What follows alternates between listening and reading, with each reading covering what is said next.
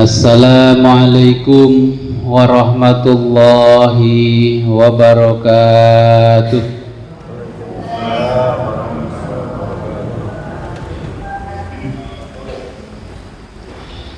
Bismillahirrahmanirrahim. Alhamdulillahi fi kulli hinin wa awqat. Wassalatu wassalamu ala rasulihi ashrafil khalqi wal bariyat. Bismillahi awwalahu wa akhirahu. Amma ba'du, la hawla wa la quwwata illa billahil aliyyil azim. Allahumma akrim hadhil ummatal muhammadiyah bijamili awaidika fid daraini ikraman liman ja'altaha min ummatihi sallallahu alaihi wasallama. Allahumma ighfir li ummati sayyidina Muhammad, Allahumma arham ummata sayyidina Muhammad. Alhamdulillah, pada malam hari ini kita diberikan kenikmatan yang sangat luar biasa oleh Allah sehingga bisa kembali ngaji kitab. Ini pembukaan ngaji kitab Al-Fathur Rabbani.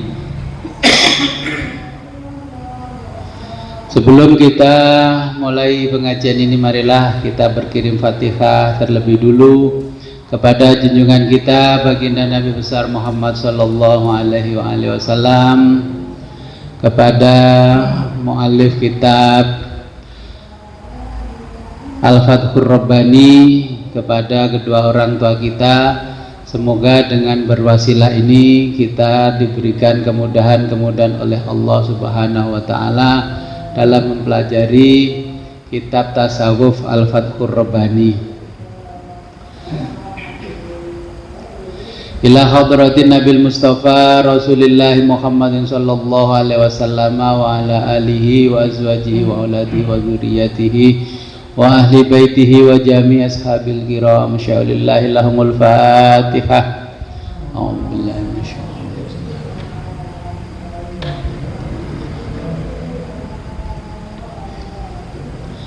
wa zummaila khadran sultanil awliya sayyidina Syekh Muhyiddin Abdul Qadir Jilani qaddasallahu sirrahu. Syaulillahi lahul Fatihah. A'udzubillahi minasyaitonir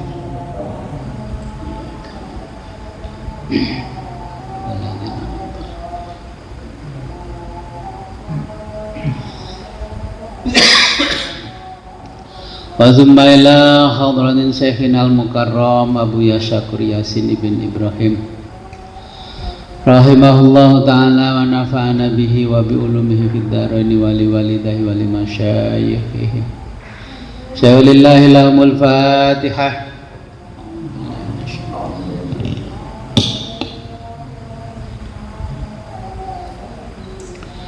Wa zumma ila hadratina ba'ina wa ummahatina wa ajdadina jaddatina wa usulina wa furu'ina wa lal khadirina fi majlisina hadha. Al-Fatihah.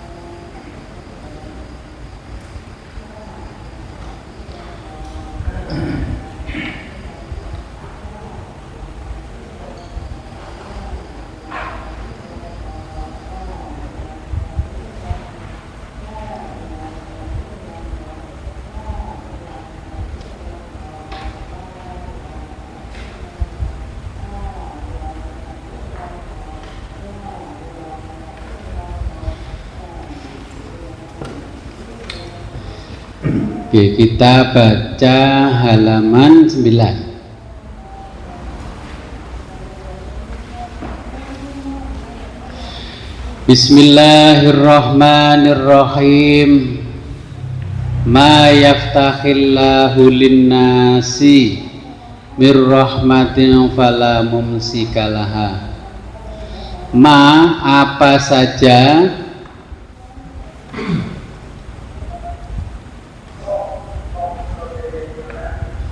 yaftahillahu yang telah Allah anugerahkan,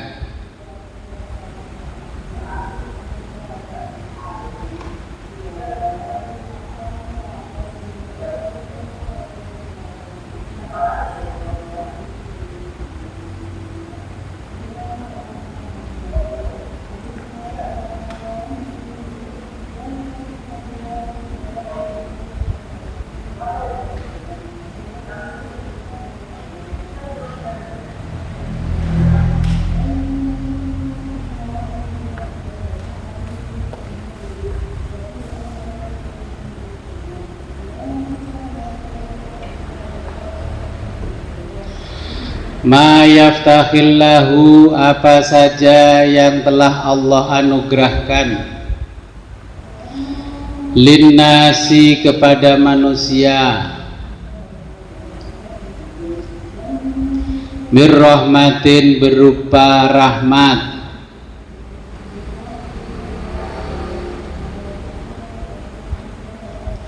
fala mumsikalaha fala maka tidak ada seorang pun mumsikalaha yang dapat menahannya.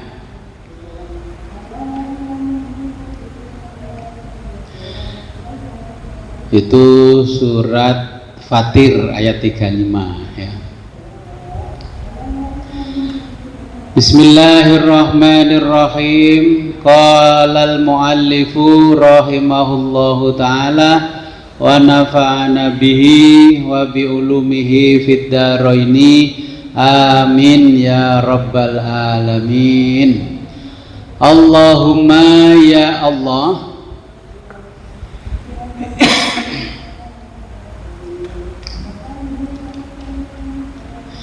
ya man wahai zat atau Tuhan,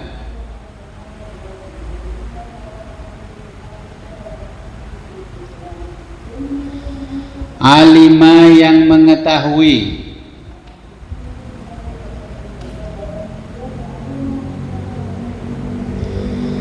ajzi akan kelemahan diriku,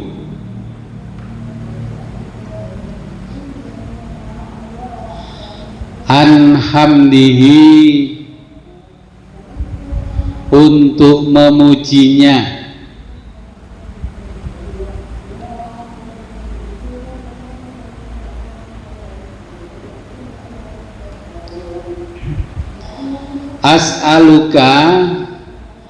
as'aluka untuk itu aku mohon kepadamu,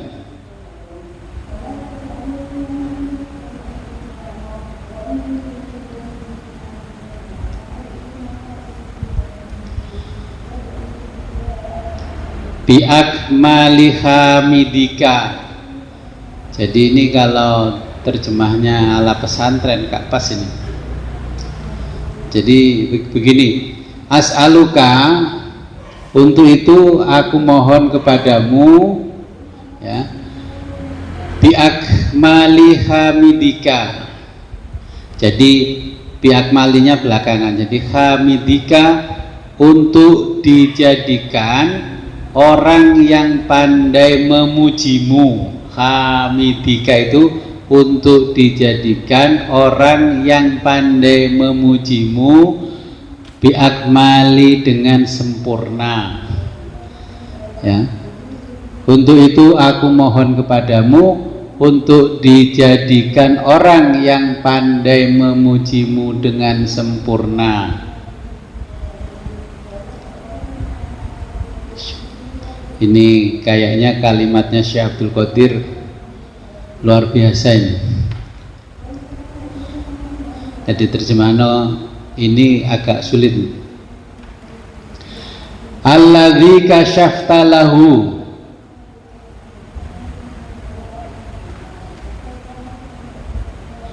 Alladzi yaitu orang kasyafta lahu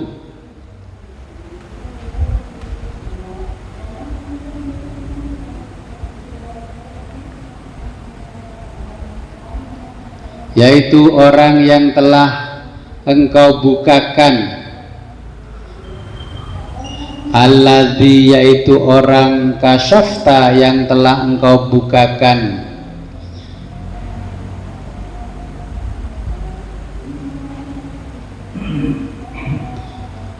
Lahu baginya. Jadi kalau terjemah ya alladzi kasyafta lahu, yaitu orang yang telah engkau bukakannya atau engkau bukakan baginya, an tentang hakoiki asma'ika, hakoiki hakikat asma'ika namamu, ya. Wasifatika dan sifatmu,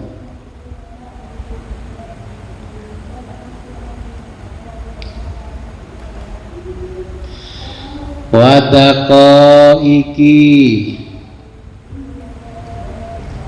dan kelembutan,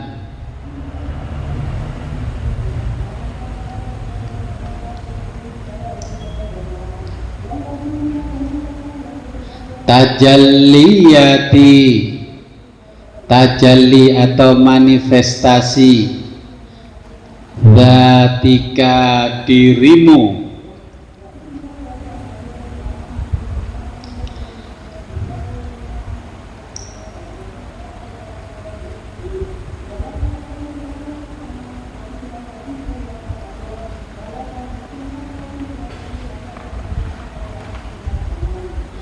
fa'arafaka sehingga hamba mengenalmu,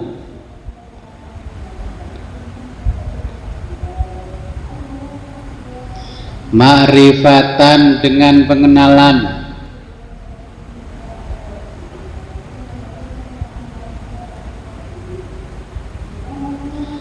taliku yang layak,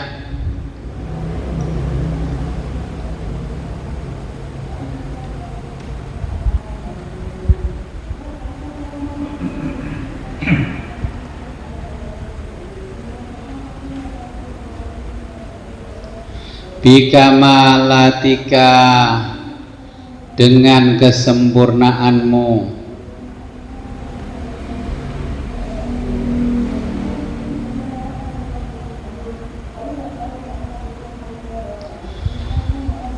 wa alhamtahu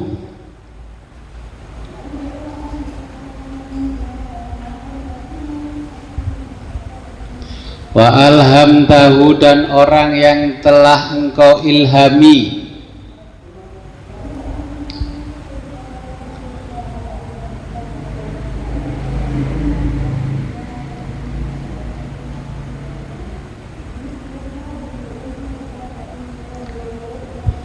idzaka ketika itu,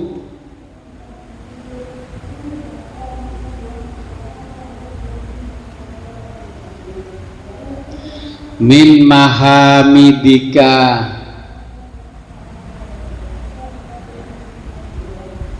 tentang pujian-pujianmu,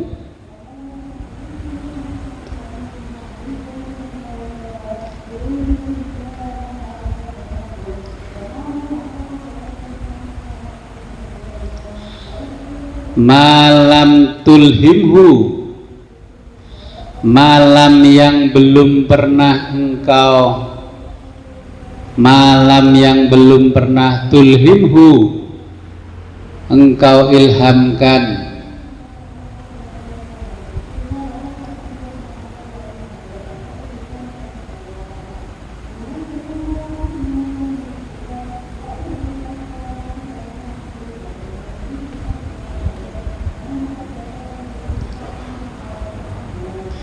ghairahu kepada siapapun,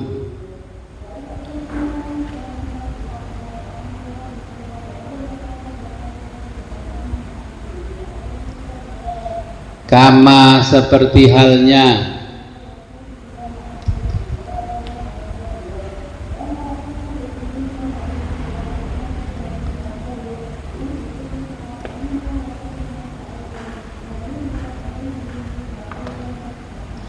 satulhimuhu, akan engkau ilhamkan kepadanya. Kalau lihat kalimat-kalimat ininya, ini kembali pada Nabi Muhammad.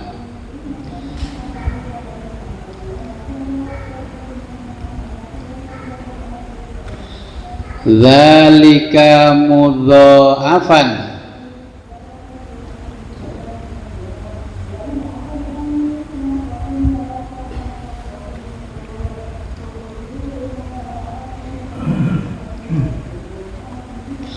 dzalika mudha'afan,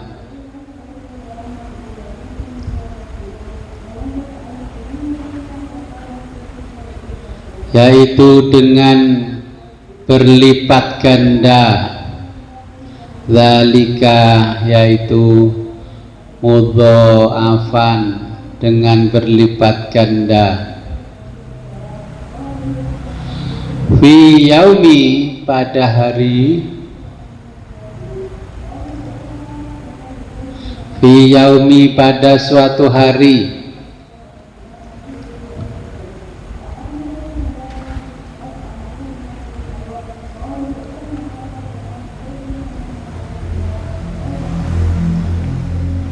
zuhuri, ditampilkan,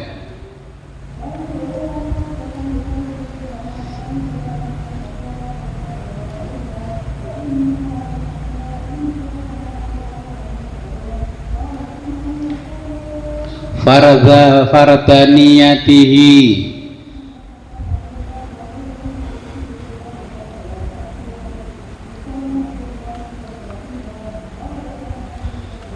suatu hari ditampilkan fardaniyatihi, keesaannya atau ketunggalannya.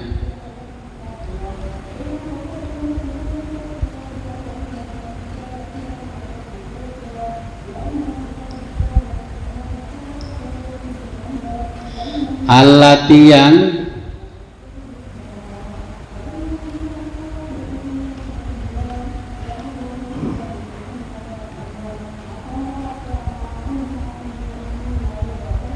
allati, yang yakmulu,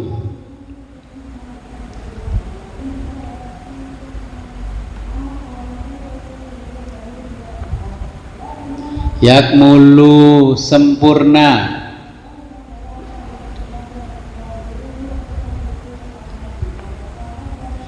fiha, di dalam keesaan atau ketunggalan,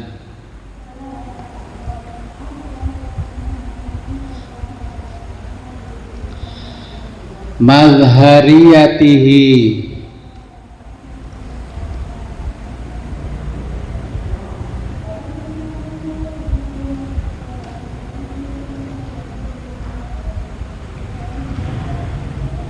zuhuri, ditampilkannya,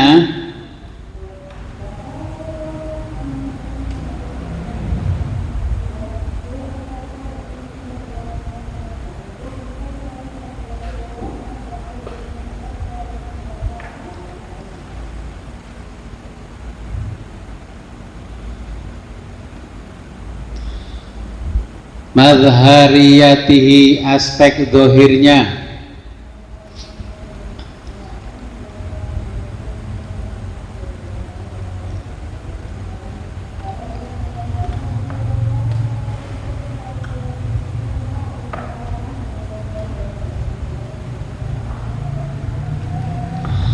antusollia, semoga engkau curah limpahkan sholawat,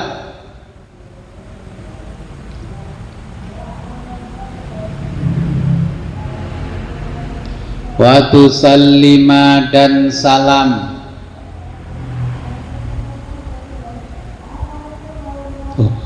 Telano ya. Oh iya bener. Alaihi kepadanya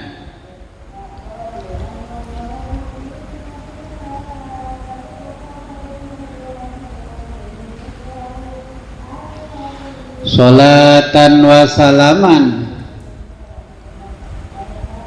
sholatan dengan sholawat wa salaman dan salam, laikoini yang layak,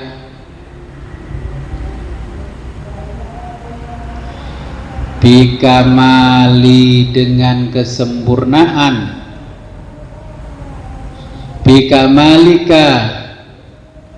bikamalikal akdasi dengan segala kesempurnaanmu, al-aqdasi yang suci,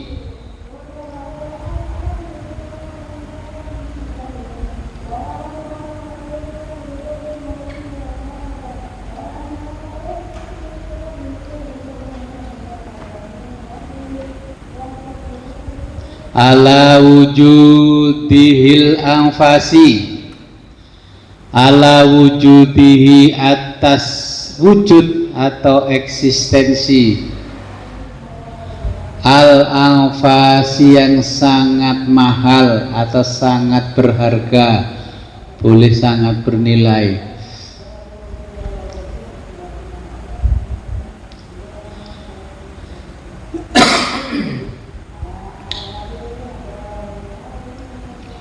Wa anta umma,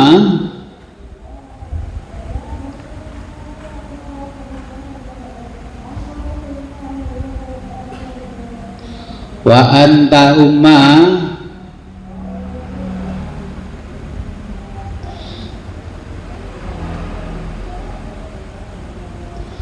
wa anta umma, semoga bisa tersebar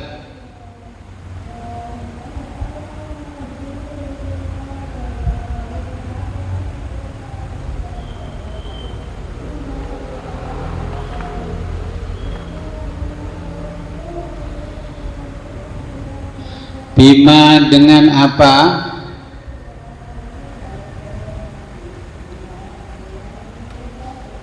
turiduhu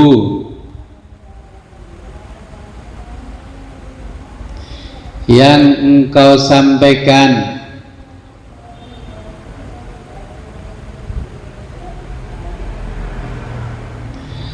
min syaraifi, min berupa syaraifi kehormatan,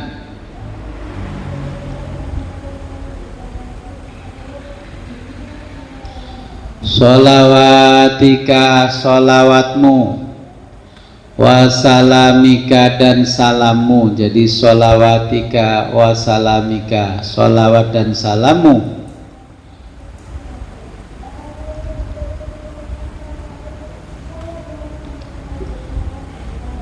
dawairo di seluruh daerah,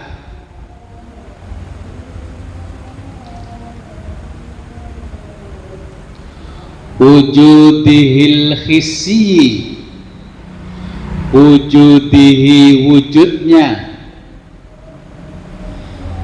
al hissi yang konkret,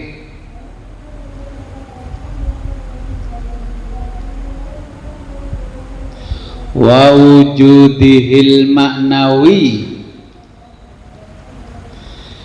dan wujudnya yang abstrak,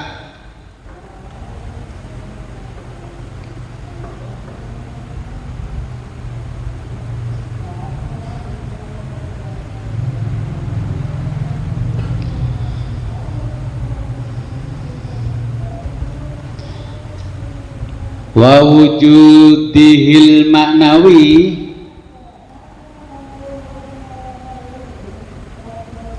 wa wujudihil maknawi dan perwujudannya yang abstrak,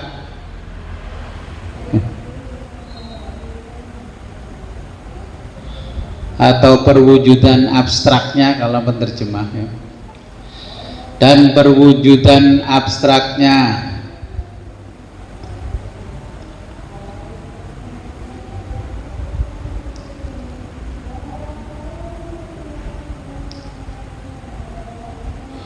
Wama dan apapun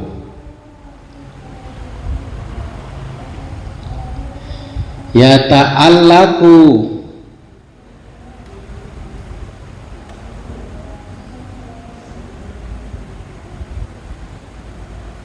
yang berhubungan bihima dengan wujud konkret dan abstrak. Bihima kembali ke hissi dan maknawi.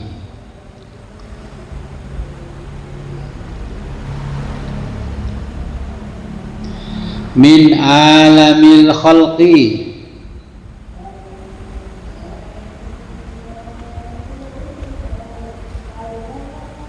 min alami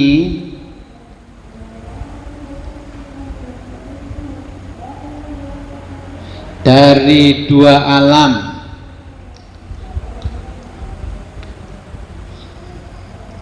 al-khalqi, alam khalqi, alam ciptaan ya.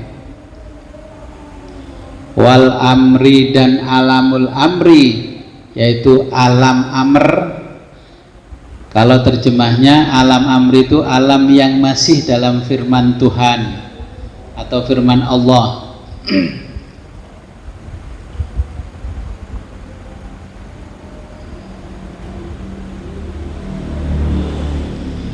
Hatta la tada'a, hatta la tada'a, sehingga jangan sampai ada yang tertinggal.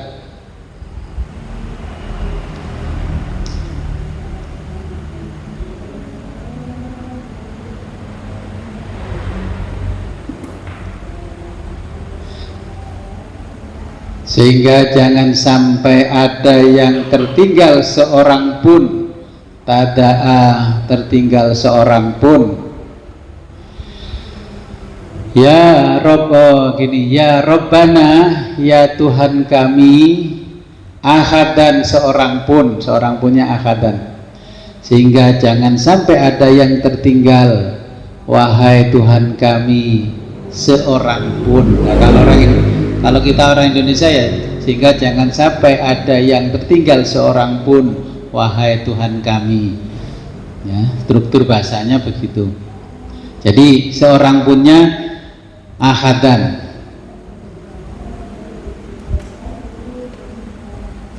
Ya Rabbana, wahai Tuhan kami, ahadan, seorang pun. Jadi kalau diterjemahkan ya, supaya jangan sampai ada yang tertinggal seorang pun, wahai Tuhan kami, min ambiyaika, di antara nabi-nabimu, wa rasulika, dan utusan-utusanmu, wa malaikatika, dan malaikat-malaikatmu,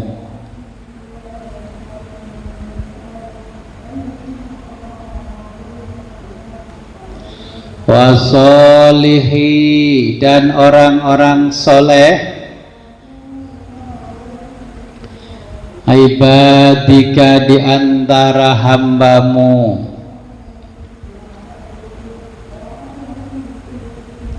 illa, melainkan,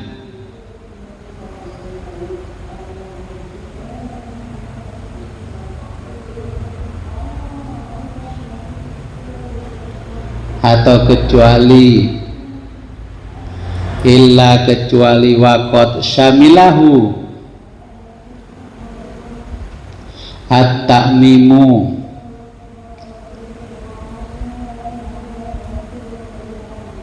kecuali mereka, syamilahu, mendapat limpahan,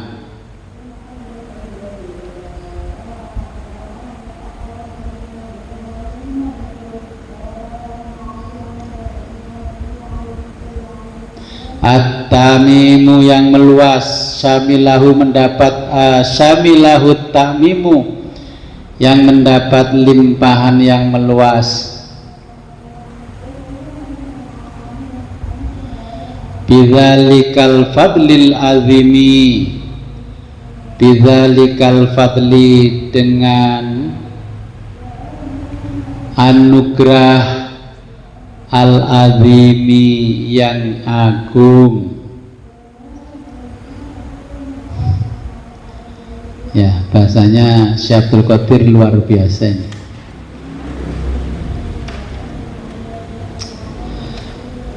Jadi ini kita pada muqaddimah ya.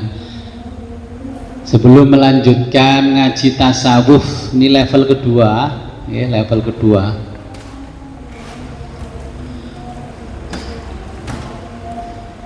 Ada beberapa pesan dari Syekh Abdul Qadir. Ini sejak zaman Syekh Abdul Qadir sampai zaman kita sama.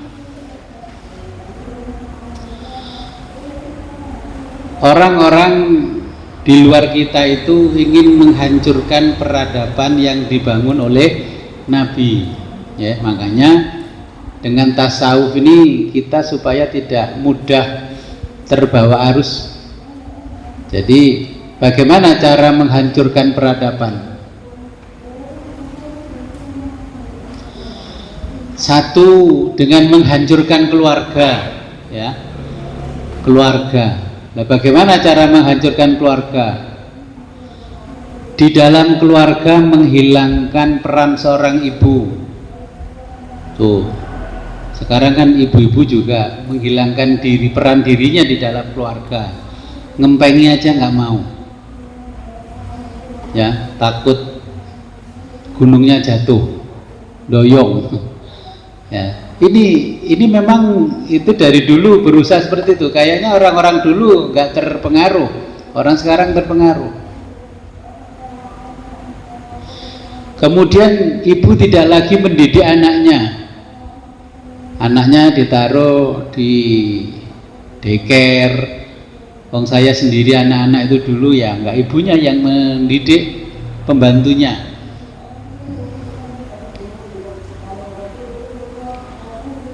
Kemudian kedudukan orang tua disetarakan dengan anak. Jika orang tua tidak bisa mengikuti apa yang menjadi keinginan anak, dikatakan orang tua kolot, enggak demokratis, gak modern. Nah ya kan, bapak itu loh kurang modern, ibu itu nggak modern, itu ketinggalan zaman bu, itu di zamanmu bu ya. Yang kedua, menghancurkan pendidikan. Bagaimana cara menghancurkan pendidikan? Sejak zaman Syekh Abdul Qadir, guru selalu dicurigai ya, guru itu sudah gajinya nggak besar, selalu dicurigai. Guru tidak lagi menjadi profesi yang terhormat. Mau dilamar laki-laki pinter ngaji, alumni pesantren, ditanya dia apa kerjanya? Guru ya. Guru di mana? Di Aliyah Syafi'iyah ya. Cari itu yang keren gitu loh. Guru itu gajinya cuma 250. Kamu nanti makan apa? Ya kan? Guru sekolah swasta. Nah, akhirnya sekarang profesi guru itu gak bernilai. Banyak mana gaji guru sama cutat bedi? Cutat bedi sekali cutat 100. Guru saulan 30 hari bengesan pakai baju yang bagus cuma 350.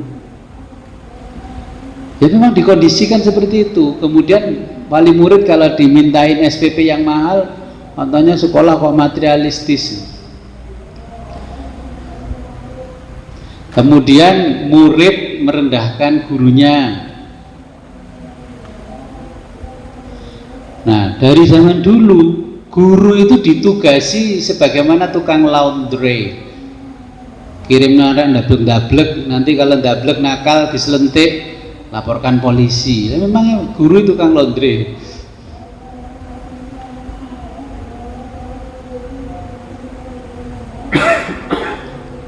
Cirinya berikutnya, kalau mau merusak pendidikan, kurikulum gonta-ganti. Apa sih dari dulu matematika ya begitu, bahasa Indonesia ya begitu, bahasa Arab ya begitu. Yang bener ya kayak pesantren tuh. Kalau nahwu alfiyah ya wis, dari alfiyah ya itu yang dihafalkan, nggak usah nggak metode yang aneh-aneh. Ya, gonta-ganti, merdeka lah. Habis ini apalah lagi lah. Ujung-ujungnya yang bikin kurikulum ya merdeka tenang. Nah, jadi kita mengingat masa Syekh Abdul Qadir itu ya sudah luar biasa ya.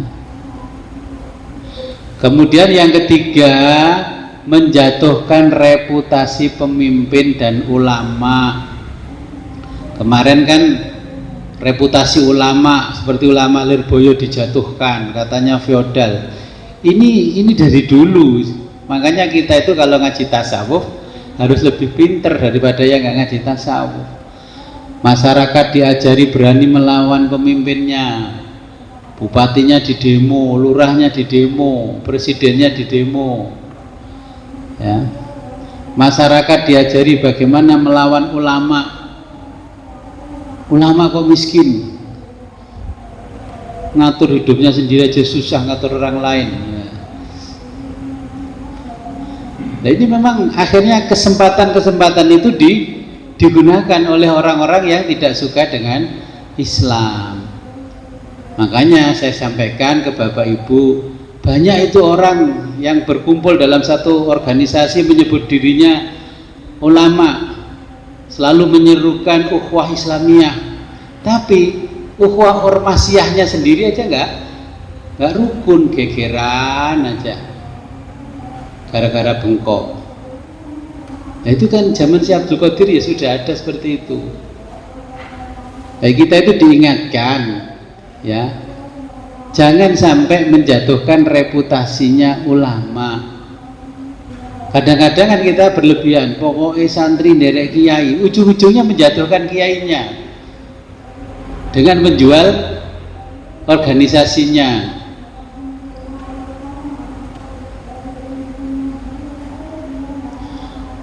Ulama yang ngaji kitab tasawuf difitnah sesat. Memangnya dia yang bisa ngukur keimanan seseorang. Nah, makanya Kanjeng Nabi Syekh Abdul Qadir itu meneladani Kanjeng Nabi. Hanya Nabi saja yang mampu memuji Allah dengan sempurna. Kita nggak akan mampu ya.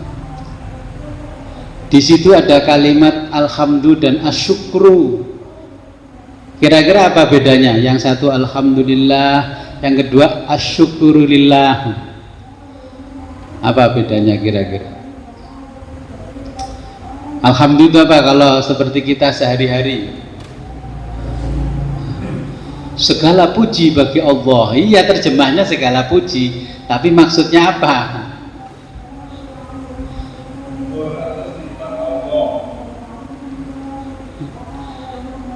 Ya, alhamdulillah itu begini kalau praktek sederhananya. Kemarin kan saya kasih tahu, saya pingin satu hal, satu nikmat diberikan Allah. Disinilah yang Bapak Ibu bisa lihat sekarang, ada mobil Veloz. Saya tuh memuji-muji Allah terus dengan membaca segot sholawat 120.000 kali, terus dikabulkan dengan 120.000 kali. Andai kata belum dikabulkan, saya baca terus, ternyata 200.000 itu baru dikabulkan. Setelah dikabulkan, ya memuji lagi sebanyak pujian yang kemarin kita sampaikan kepada Allah. Itu namanya alhamdulillah. Ketika butuh aja muji-muji, setelah dikasih terus gak muji, itu namanya gak paham dengan kalimat alhamdulillah. Ya, paham gak? Jadi kalau mau sesuatu kepada Allah itu kita punya hajat, maka pujilah Allah sebanyak-banyaknya. Ya kalau anak sama bapaknya, waduh papa itu orangnya cakep, orangnya baik hati, tokoh masyarakat, di sini nggak ada orang yang baik kecuali papa. Wah dipuji-puji gitu, akhirnya kamu pengen apa sih nak kok muji-muji? Aku pengen mobil baru ya. Nah setelah itu dipuji lagi. Jadi kalau bukan papa yang nggak mungkin punya mobil ini ya, dipuji-puji. Itu namanya alhamdulillah. Nah setelah dapat memuji lagi sebanyak bilangan yang kemarin kita baca. Kemudian nah kemarin saya kan Jumatan habis acara sebelum acara Khataman Sirul Asrar kan Jumatan ini sama banyak jamaah yang luar kota. Loh Gus, Jumatan ke situ aja kok naik mobil, nggak jalan kaki? Loh ngapain jalan kaki? Jalan kaki itu pahalanya sedikit. Loh kok bisa? Itu di kitab kan katanya dihitung langkah kakinya. Lah kitabmu kan tipis, lah kitabmu kan tebel.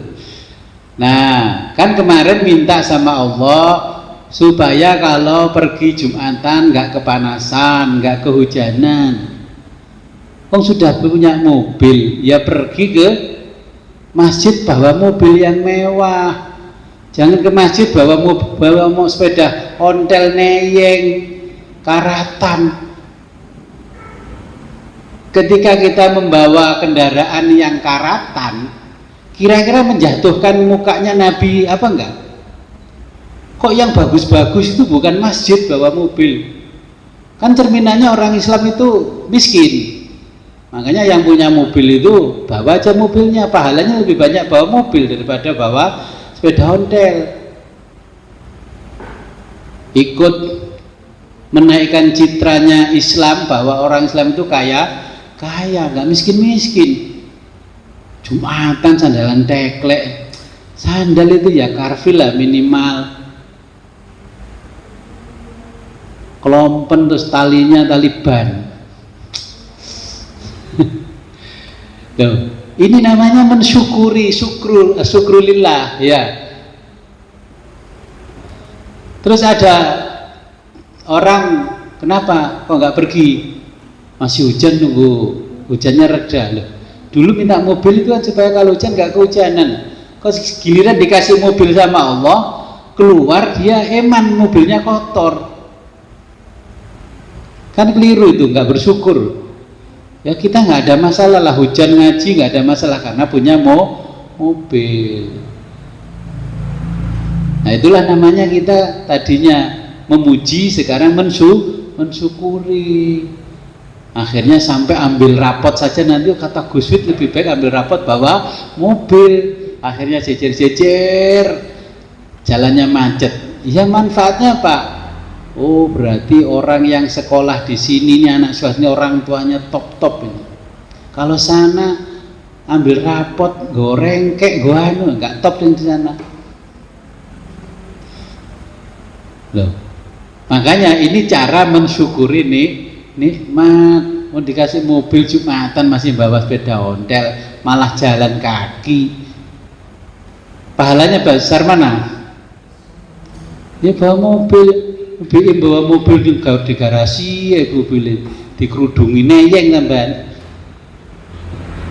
Mungkin lalu numpak mobil, mosok nanggone besane nang Dung Bogor sepedaan motor.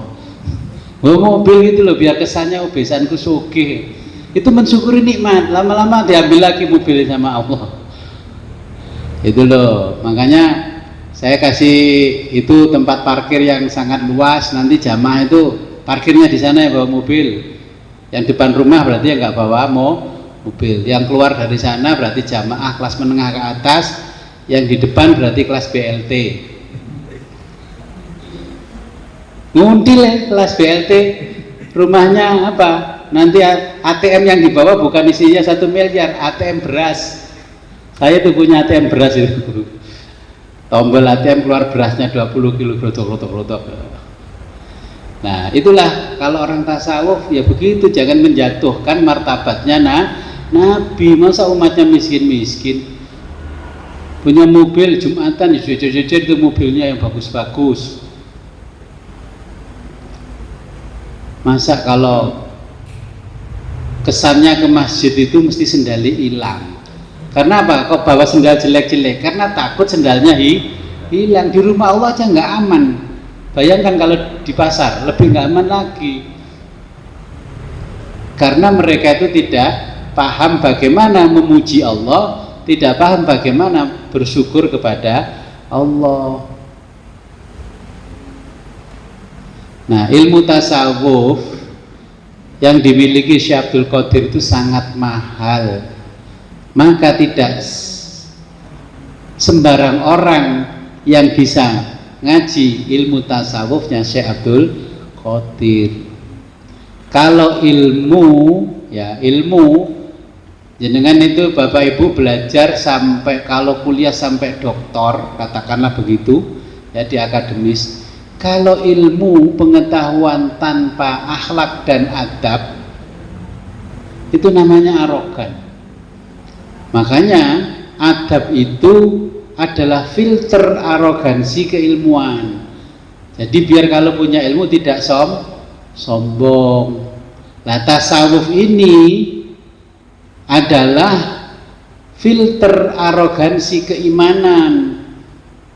Biar tidak punya pemikiran merasa hafal Al-Quran, dia merasa punya kapling surga, terus menilai imannya orang lain tipis, ya, yang benar saya sendiri, kan begitu. Ini filternya.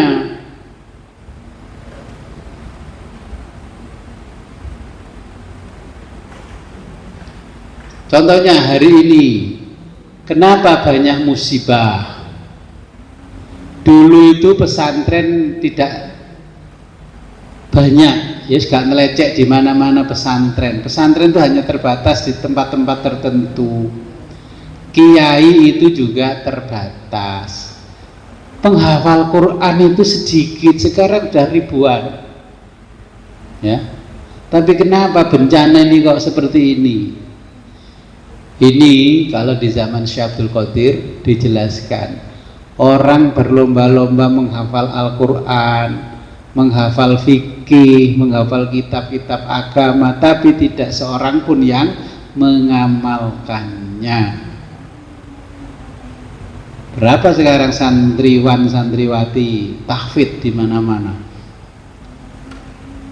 Kamu yang tahfidz ngamal nopo?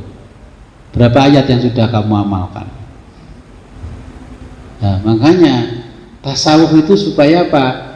Kita jangan mencurigai keimanan orang lain. Kita harus jujur dengan iman kita. Kita menghafal, kalau di zaman Nabi, sahabat itu nggak berani menghafal satu ayat sebelum dia mengamalkan dulu. Kalau sekarang dihafalkan dulu, ngamalkan belakangan, bahkan nggak diamalkan. Makanya bencana di mana-mana.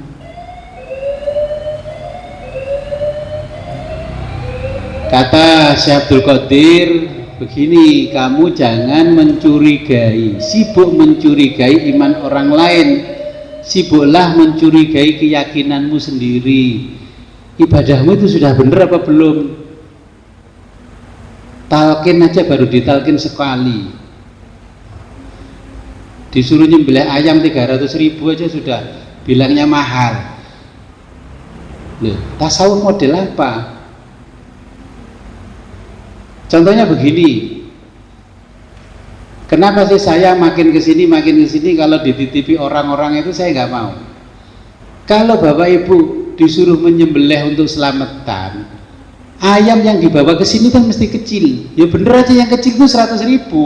Kalau saya beli 100.000 lah. Kalau yang besar ya 300.000. Wong sama kepentingannya diri sendiri saja nggak ikhlas, apalagi kepentingan Allah. Kita kalau seperti itu malah kita merasa berjasa kepada Nabi dan kepada Allah. Kan banyak itu orang yang merasa, banyak orang ngaji, ini kalau bukan saya orang-orang ini nggak bisa ngaji di kampung ini. Nah itu kan seakan-akan dia memproklamirkan dirinya orang yang paling berjasa di hadapan Allah dan Nabi.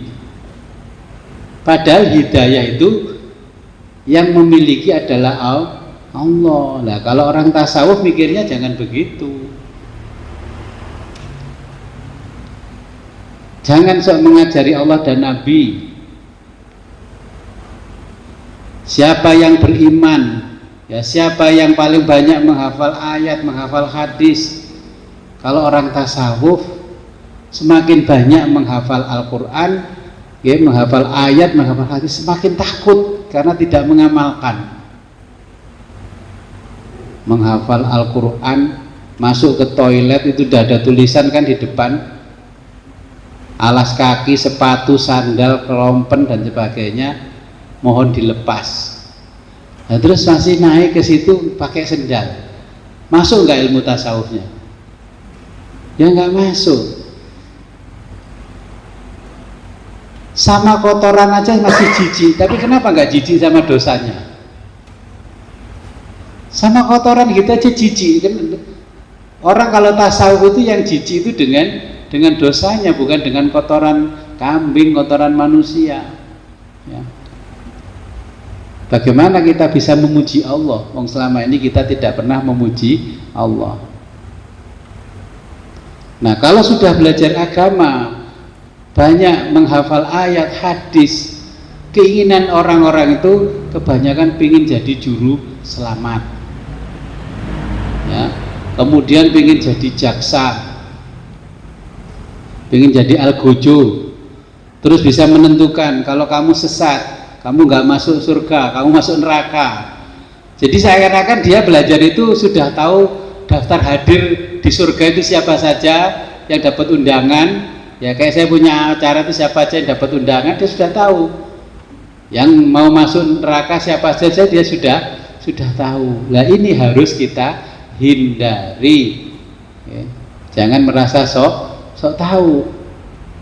Ternyata kita itu mengklaim orang ini sesat atas nama agama, ujung-ujungnya karena takut kalah saingan.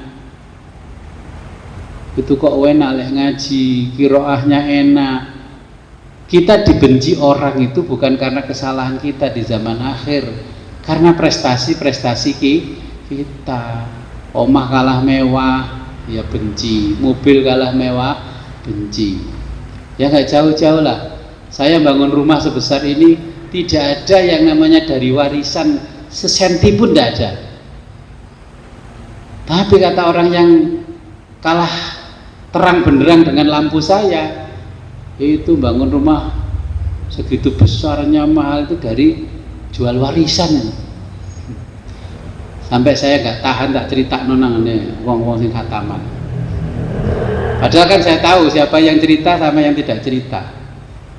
Cerita aku ngono tak kei sembako ya jadi terima, tak kei duit ya jadi terima. Ya berarti kan masih mulia saya karena saya memahami alhamdulillah dan asyukru. Sampai semakin mencurigai keimanan saya, pekerjaan saya, semakin saya kasih uang banyak. Enak toh? Oke. Masih mencurigai saya kasih amalan ibadah yang luar biasa.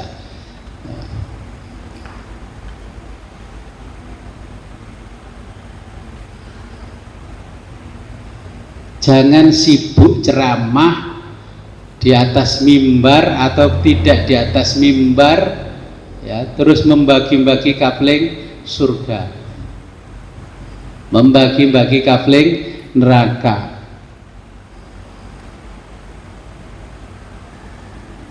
Kalau orang seperti ini layak masuk surga, karena apa?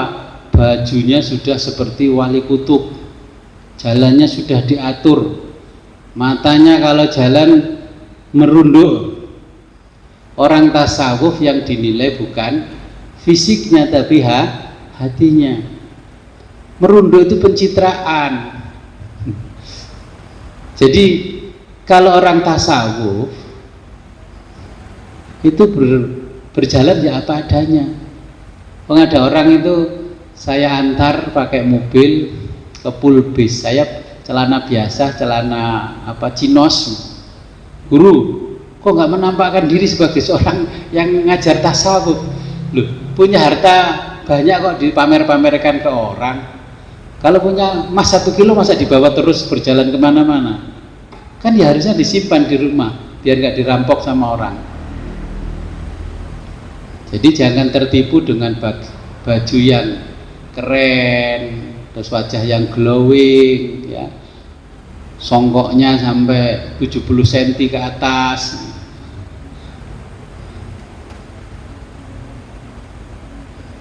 Jangan menilai iman seseorang seperti gelang monel ketika kita pergi haji. Lek gelangan monel berarti wis lunga haji. Kalau nggak pakai monel berarti nggak naik haji. Sampai kemana-mana batik hajinya dipakai terus.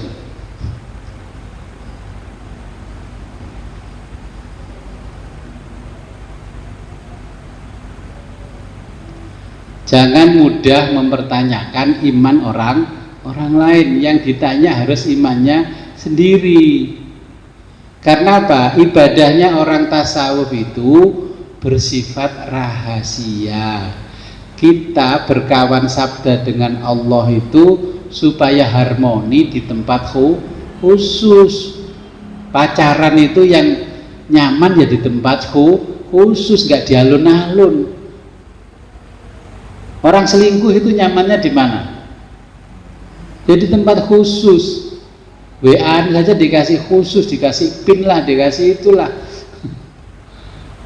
Ya.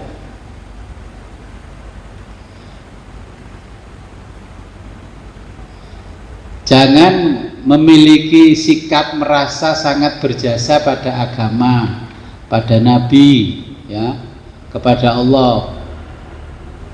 Setelah diuji oleh Allah, punya banyak santri, banyak pengikut, di ujung barat dipuja, di ujung timur dipuji, ya, di ujung selatan dieluk-elukan, di ujung utara ya ditangisi, tapi kita di sisi Allah tidak ada nilainya. Itu yang ditakutkan oleh orang sufi.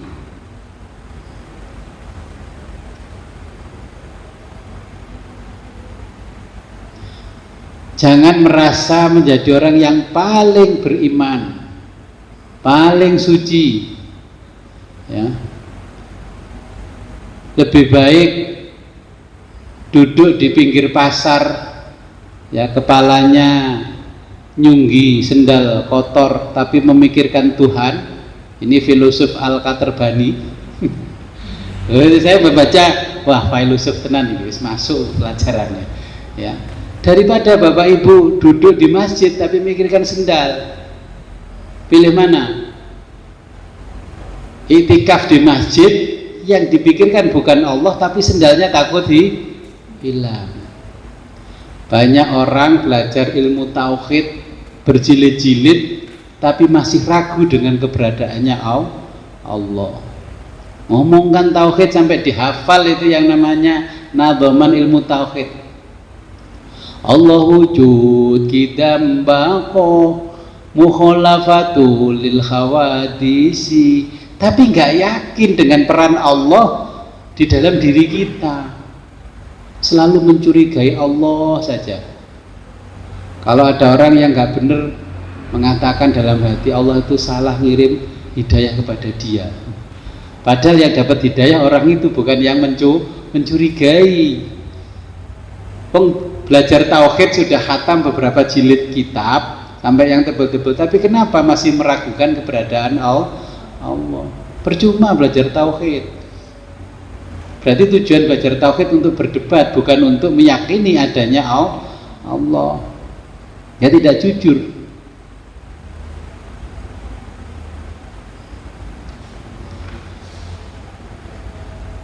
Oke, kira-kira sampai di sini. Ini muqaddimahnya Syekh Abdul Qadir Jailani luar biasa, ya. Ya man alima ajzi, menyebut kepada Allah, wahai Tuhan, Engkau yang mengetahui akan kelemahan diriku untuk memujimu, memujinya, ininya. Lah ini dari dulu saya ini kan kembali kepada Allah apa kepada Nabi. Kalau saya baca tulisan ini berarti nyanya kepada Nabi. Syekh Abdul Qadir Jailani mengungkapkan perasaannya kepada Allah. Dia memiliki kelemahan yang luar biasa di dalam memuji Allah. Tidak seperti Kanjeng Nabi memuji Allah. Kita ini tahu ini itu dari mana? Kan ya dari Kanjeng Nabi. Tahu perbintangan, tahu falak, ya itu dari Kanjeng Nabi. Makanya kalau di kitab lain seperti Imam Al-Ghazali itu mengatakan begini. Jadi ilmu itu nggak ada ilmu agama, nggak ada ilmu umum, semuanya sama, ya. Ilmu syariat itu sebagian besar juga rasional. Nah, ilmu yang rasional itu ya religius. Ilmu falak, kita belajar falak tujuannya untuk apa? Untuk mengetahui jam berapa kita sholat, untuk mengetahui penanggalan, kapan kita kerja, kapan kita istirahat. Itu kan ya ilmu agama, ya ilmu umum jadi satu, nggak ada bedanya. Terus ilmu matematika untuk apa? Ilmu matematika ya untuk ibadah, ya untuk bisnis. Menghitung zakat pakai matematika apa? Bukan. Iya, Bapak Ibu kan tahu nih, saya harus mengeluarkan zakat tahun ini sekian. Itu kan dari matematika. Jadi ilmu yang rasional semuanya religius. Ilmu yang agama religius itu ya mayoritas itu semuanya juga rasional. Hanya orang-orang yang tidak ngaji saja yang mengatakan bahwa ini ilmu agama, ini ilmu umum, nggak ada bedanya.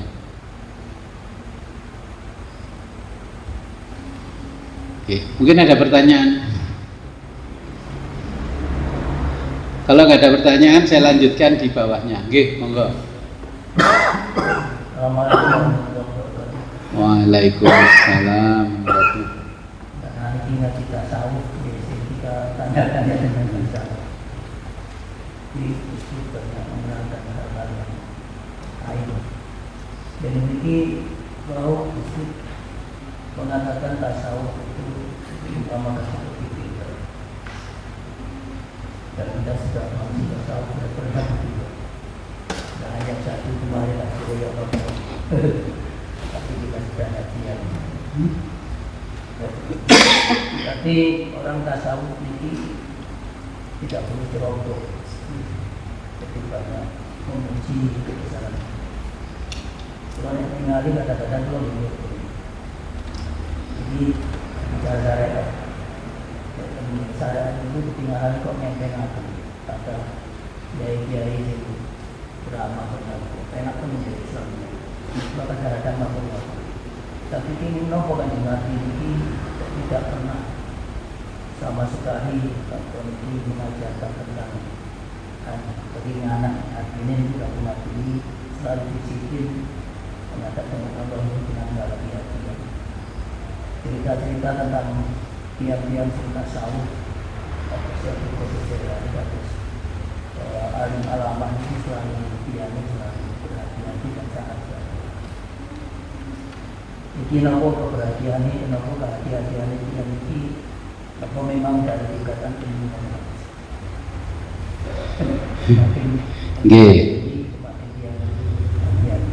Jadi kalau kita belajar ilmu syariat, semakin tinggi ilmu syariatnya semakin sembrono. Ya, contohnya begini, kita sudah belajar fikih 4 madhab, akhirnya kan sembrono. Kita sudah belajar banyak tafsir, akhirnya diotak-atik itu kalimat-kalimat yang ada di Al-Quran. Tapi kalau orang sufi, semakin dalam kesufiannya semakin hati-hati dan tidak berani merubah satu kata pun di dalam Al-Quran, di dalam hadis. Nah ini bedanya.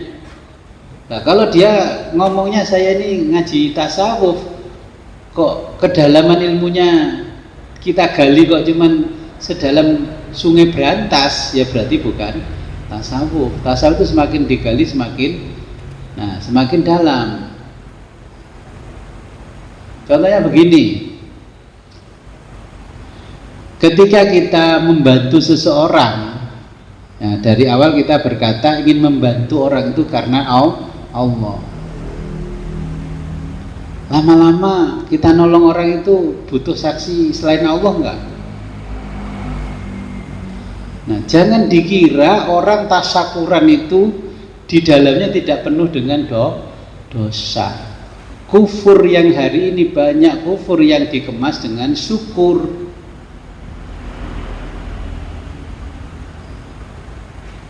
Apa kira-kira? Sekarang itu banyak kemungkaran dikemas dengan kalimat syukur, tasyakuran.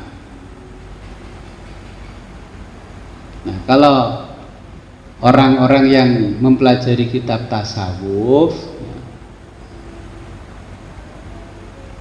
kita melakukan ibadah itu sudah bukan untuk kepentingan diri kita. Menolong orang ya sudah, yang dilihat Allah ya Allah. Orangnya mau mengucapkan terima kasih ya kita terima, enggak terima kasih ya kita tidak berharap, karena yang dilihat adalah Allah.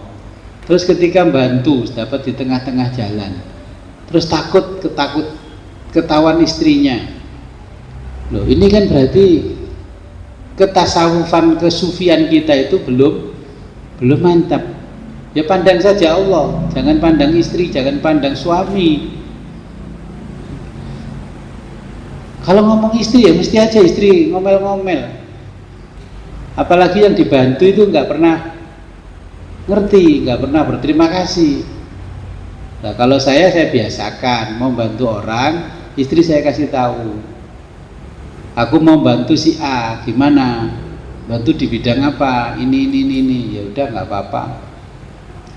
Istri kan memberikan penyeimbang. Biasanya model begitu itu ya nggak pernah mengucapkan terima kasih, nggak pernah, ya nggak apa-apa lah, kita bantu melihatnya Allah bukan melihatnya orang yang kita bantu. Nah ini kalau orang tasawuf ya, bantu korban bencana Sumatera Aceh biasanya mikul kerdus Indomie aja nggak mau, giliran begitu beras 10 kilo dipikul sendiri ambil jalan. Itu sudah, kalau bagi orang tasawuf sudah jelas nggak ikhlas, pencitraan. Nah, selama ini apa seperti itu? Kan ya enggak. Selama ini semua pembantu yang melakukan. Nah, kata Allah, akulah yang tahu isi langit dan bumi, apalagi isi hatimu. Nah, kalau orang tasawuf dalam kondisi gempa, bencana dan tidak pun sama ya. Terus ketika ada pengumuman, ada kita mau kirim bantuan sosial ke Sumatera sama Aceh, baju-baju layak pakai, semua dipilih di almari yang layak-layak pakai. Sebenarnya mau sedekah atau nitip buang sampah ke sana? Kalau mau dinilai sedekah oleh Allah ya beli aja lah baju yang layak. Itu kan dulu sudah pernah kita pakai. Ya dipakai gombal di rumah lah daripada dikirim ke Sumatera, ke Aceh. Begitu kok pengennya sama malaikat, rapornya ditulis sedekah bantu bencana alam di Sumatera dan Aceh. Ketika dimaksar ditanya, nggak ada, wong dulu kamu nitip buang sampah.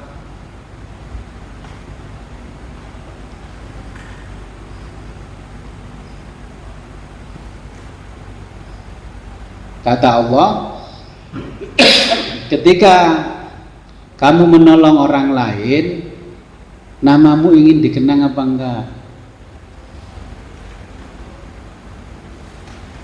Kalau menolong orang lain, namamu ingin dikenang apa enggak? Jujur aja lah imannya itu, jangan ditutup-tutupi.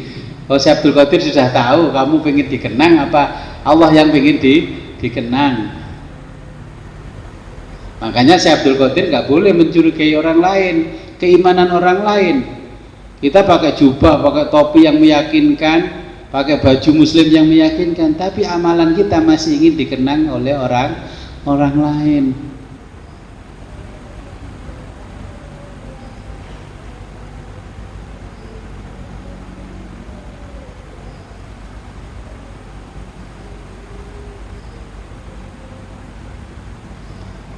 Oke.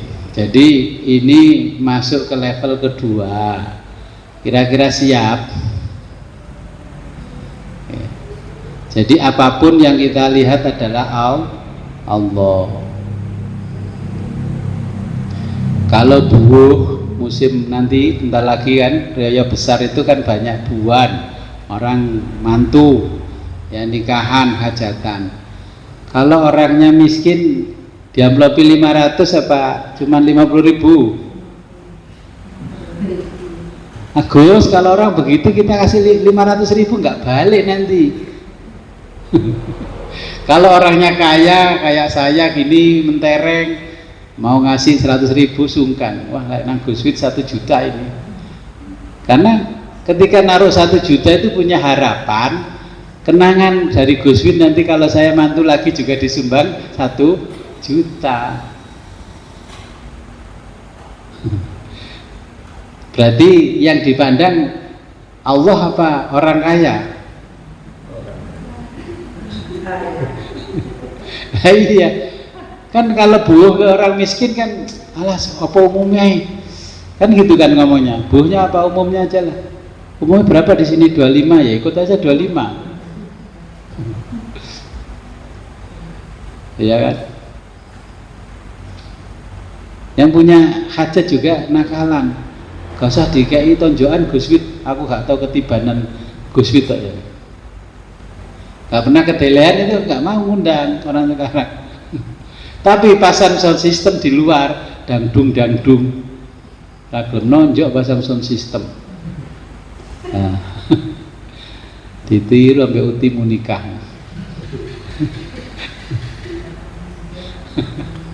Nah, sekarang itu seperti itu, dunia sudah berubah, tapi kita orang tasawuf sufi tidak boleh berubah karena dunia yang harus berubah mengikuti kita.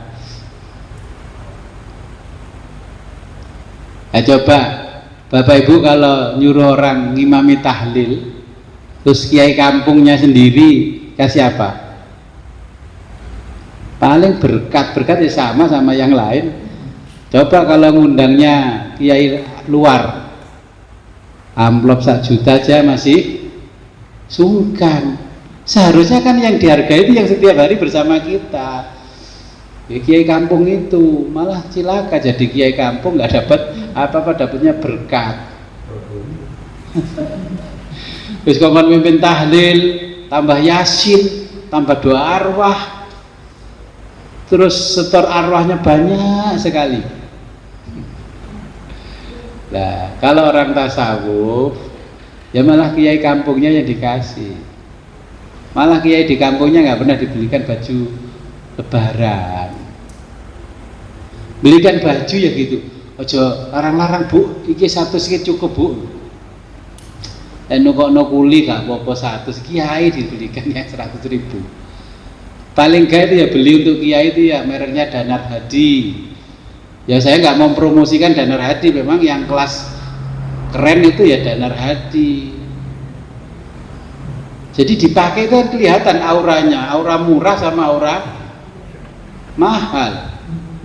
Sarung itu, saya pakai sarung kemarin itu waktu acara. Kenapa sih Gus kok segini-gini dan melorot ini ke sarung 20.000-an ini hadiah masalah.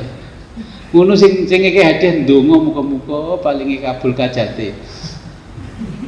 Sarung 20.000 minta kabul kajate. Ngasih sarung sama ulama itu ya minimal yang harga 300. Itu loh. Saya bukan minta jenengan ndak, gak tau nukok aku kok. Malah tak kei itu jamaah. Malah saya kasih jamaah, bukan jamaah ngasih kiainya. Ya. Ini kan kita belajar tasawuf loh, kan belajar fikih yang hitungan matematika seperti Adam Smith. Saya kalau sudah beribadah sekian, sholat tahajud sekian, berarti saya nanti dapat surga. Itu kan ilmunya Adam Smith. Hitung-hitungannya antara untung dan rugi. Apa bedanya jenengan sama rampok-rampok di luar itu?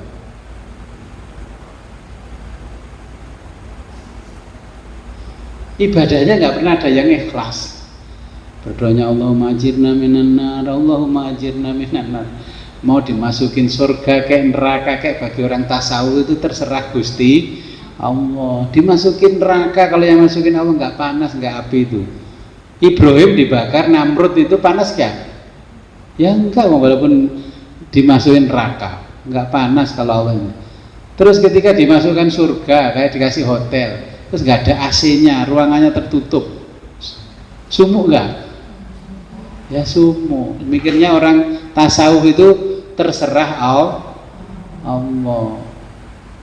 Ya.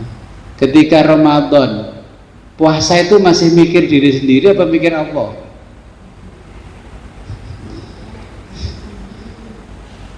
Mula lek poso ngeten iki khusus tambah barokah.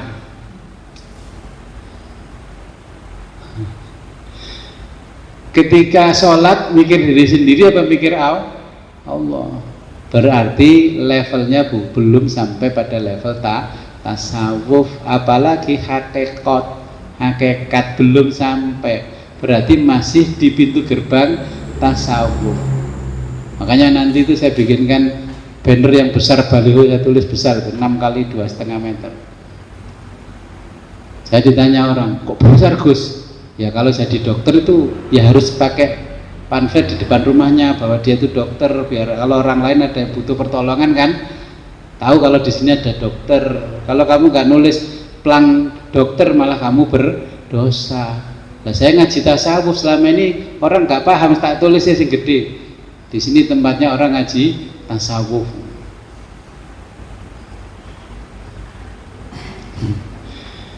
Ya, agak masuk toh. Makin masuk makin berat. Ya, saya bacakan bawahnya itu nasabnya Syekh Abdul Qadir. Zikru nasabi Syekh.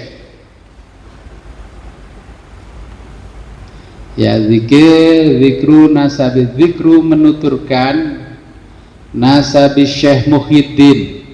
Ya, nasab bahasa Arab, bahasa Jawanya trah.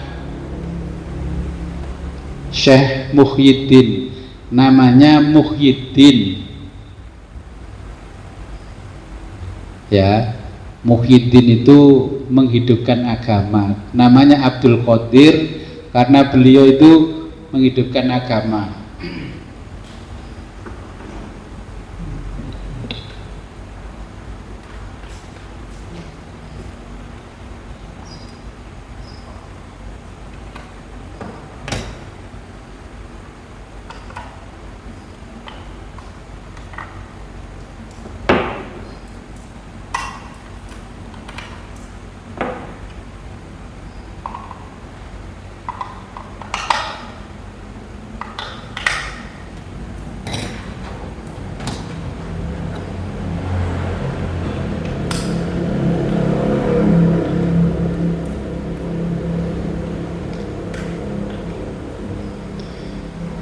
Ya, jadi ini zikru nasab Syekh Muhyiddin, menuturkan nasab Syekh Muhyiddin.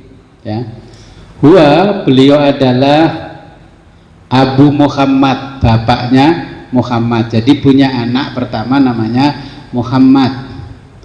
Jadi orang Arab itu yang disebut anak pertama.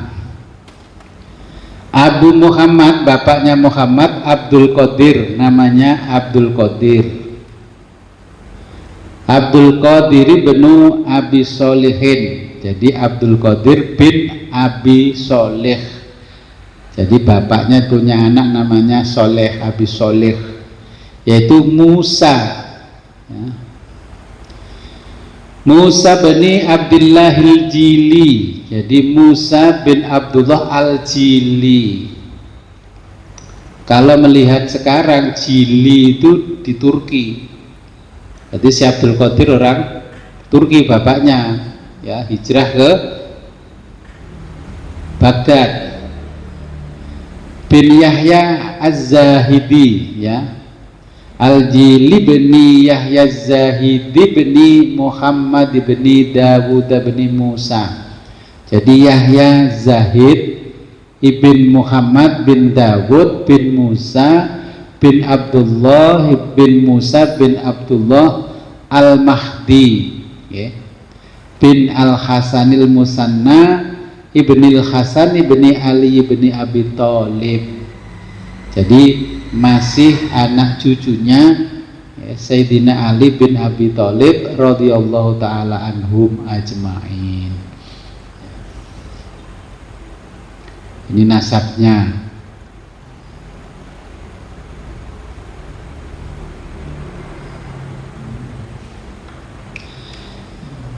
Ya, kita baca al-majlisul awalu, majlis pertama.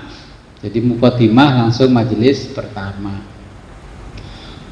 Qala Sayyiduna Syekh Muhyiddin Abu Muhammad bin Abdul Qadir radhiyallahu anhu. Qala berkata Sayyiduna junjungan kami yaitu Syekh Muhyiddin Abu Muhammad Abdul Qadir radhiyallahu anhu ya. Bukrota di pagi hari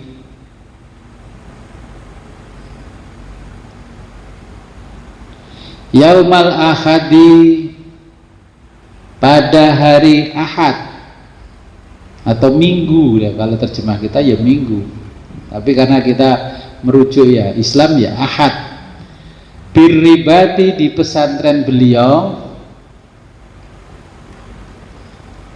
Salisa Syawalin pada tanggal 3 Syawal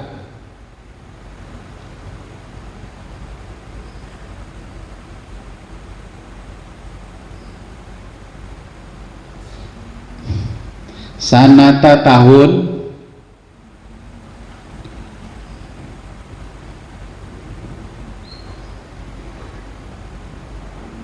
wa arba'ina dan 40 wa khamsamiatin jadi 540. Kalau dihitung tahun Masehinya ya kurang lebih tahun 1151 Masehi ya. Kalau tanggal Syawalnya saya falak mundur, jatuhnya 21 Januari ya.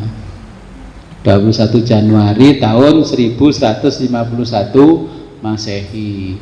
Nah, nanti kalau baca-baca kitab yang menyebutkan Hijriyah ya dibuka itu falaknya diputer ya. Kalau nggak ngerti rumusnya ya tanya aja Mbah Google tahun sekian itu tahun berapa, tanya AI, tanya Lisa AI. Mergo ngomongnya salah terus dipensiun. Berapa 21 Januari? 21 Januari tahun 1151 Masehi. Jadi tahunnya 545 Hijriyah itu sama dengan 1151. Nah, kalau tanggalnya 3 Syawal itu sama dengan 21 Januari 1151 Masehi. Jadi 545 Hijriah. Jadi jaraknya Syekh Abdul Qadir dengan Nabi itu sudah 500 tahun. Nah, sekarang sama kita Nabi itu sudah 1400 tahun lebih. Nah, kitabnya masih bisa kita baca ini ya. Al-i'tiradu komplain alal haqqi azza wa jalla, alal haqqi kepada Allah, al-haq azza wa jalla maha perkasa maha agung.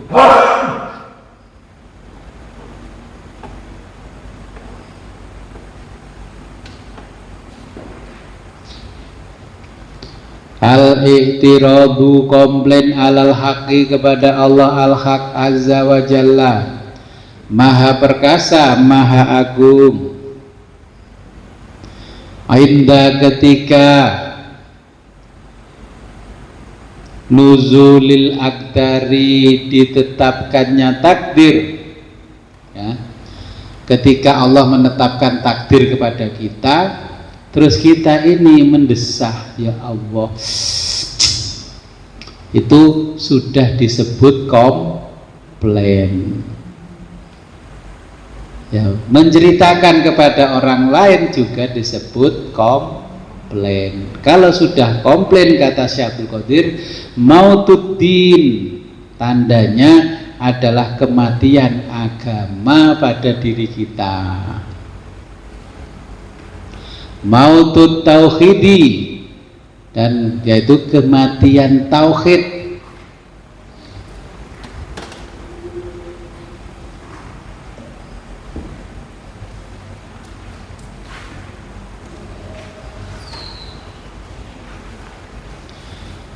Mautut tawakuli, matinya tawakal.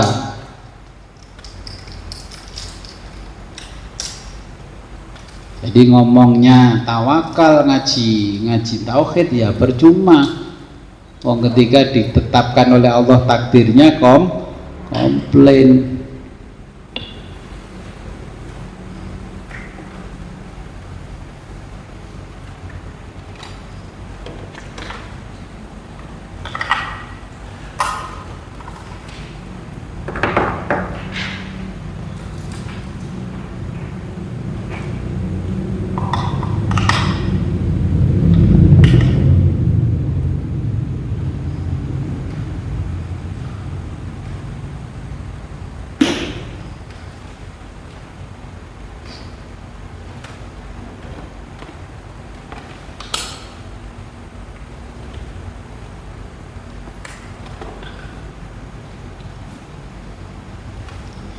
Sering gak kita mendapatkan ketetapan dari Allah terus mendesah?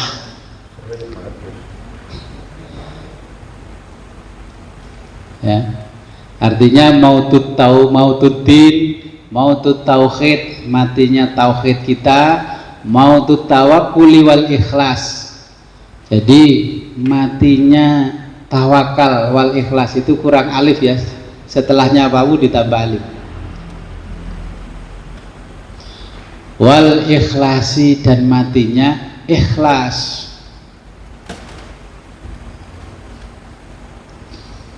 Pripun Gus, kula pun usaha ngeten dereng natos hasil. Ya, ngeluh nggak pernah berhasil. Saya sudah begini nggak berhasil, mencoba ini nggak berhasil. Wal qalbul mu'minu, wal qalbul mu'minu, dan hati orang beriman, la ya'rifu, tidak mengenal, lima wa kaifa, bagaimana, la ya'rifu, dan tidak mengetahui apa. Jadi orang mukmin itu kalau beriman diberi ujian itu tidak merasa diuji, diberi nikmat tidak merasa ya diberi nikmat, tetap semuanya dianggap itu adalah anugerahnya dari Allah. Bal yaqulu, ya, tetapi dia berkata, balaun nafsi. Jadi bal itu ditambahi alif sama hamzah ya, jadi bacanya balaun nafsi.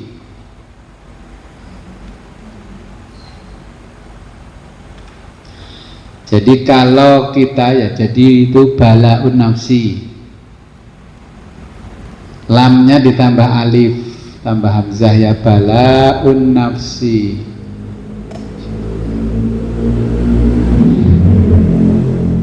Dia cuma mengatakan kalau orang beriman, balaun nafsi, ini adalah musibah yang menimpa diriku. Nggak bisa bersyukur, itu namanya musibah. Contohnya ketika ada orang datang ke kita, ya kepala dusun lah minimal, ada apa Pak Kadus? Ini mau bedah rumah Pak. Bapak mau nyumbang apa? Itu tetangga kita bedah rumah. Waduh, saya sendiri lagi begini ya. Lah nggak bisa membantu orang lain, itu adalah balaun nafsi, cilaka diriku ini.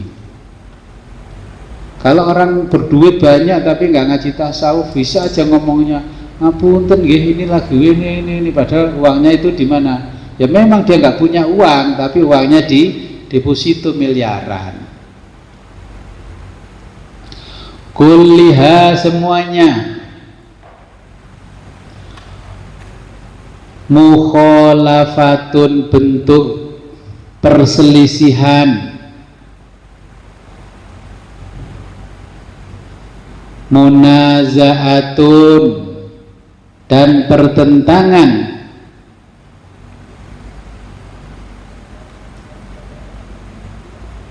faman maka orang aroda yang ingin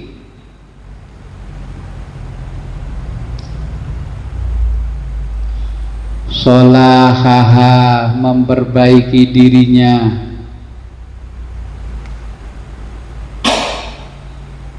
fal yujahidha hendaknya ia merangi dirinya atau hendaknya ia perangi dirinya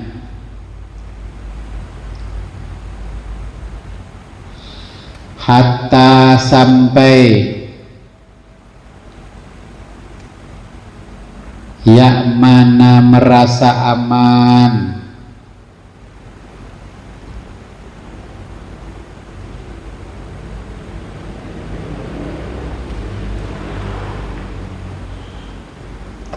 syarroha kejelekannya,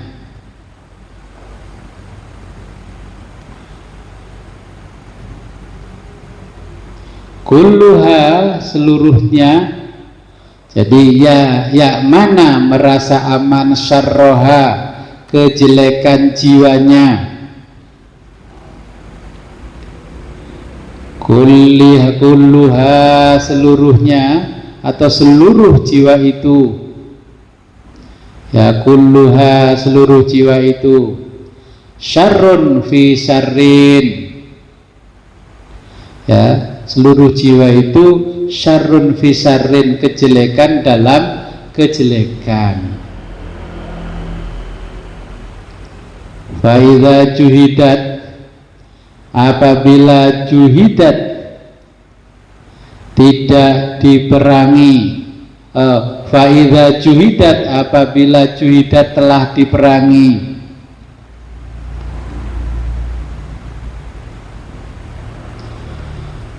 wa atma'annat dan jiwa merasa tenang,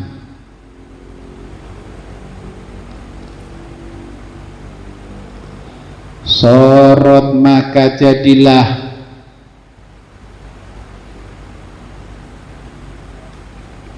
kulliha seluruhnya, khairan fi khairin kebaikan dalam kebaikan,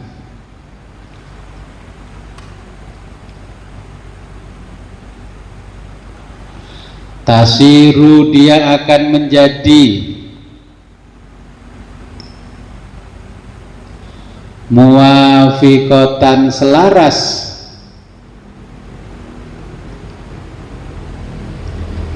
fi jami'i di dalam semua atau ati ketaatan, wafi dan di dalam tarki meninggalkan, jami'il ma'asi semua kemaksiatan,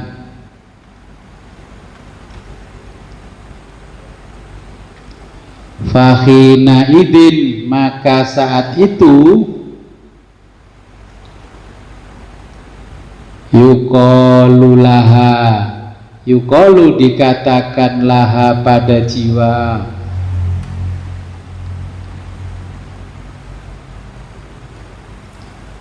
ya ayyatuhan nafsul mutmainnah, Ya ayyatuhan nafsul mutmainnah, wahai an-nafsu jiwa-jiwa al-mutmainnah yang tenang.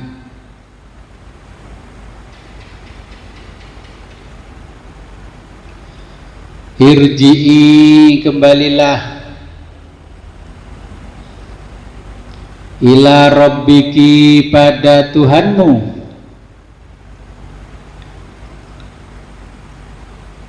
radiyatan, dengan hati yang puas,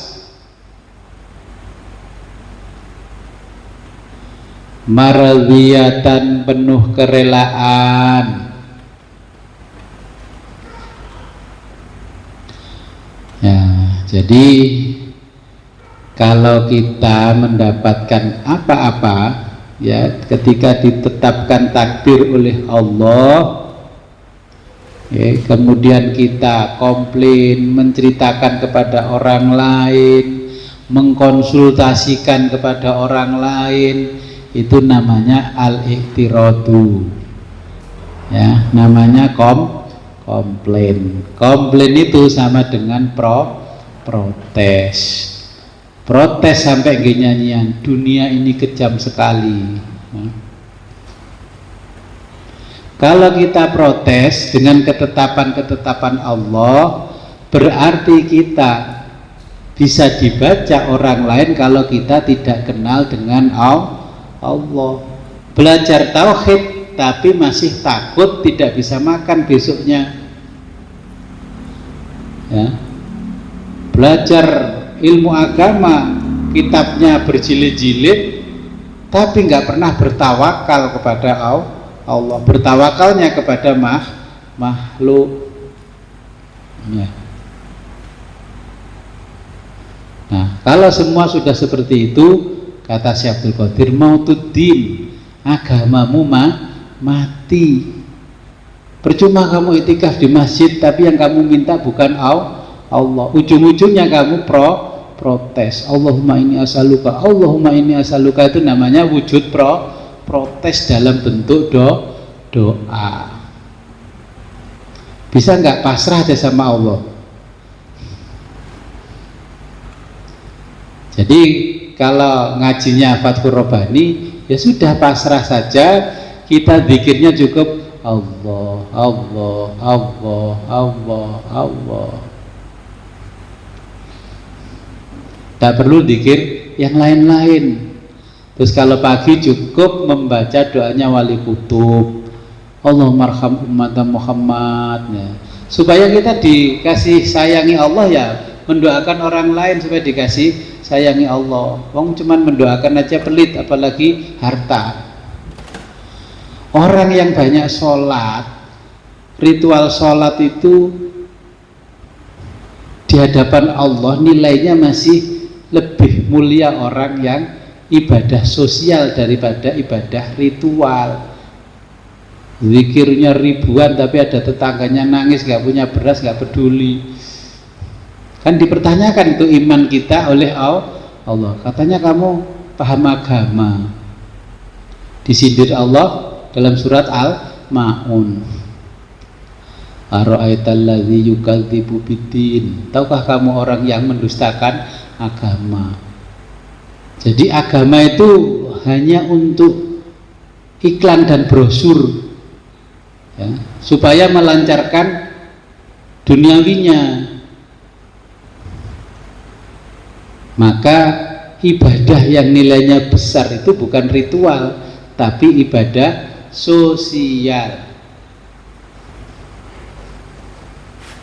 Kita sudah bicara tasawuf, bukan bicara fikih, ya.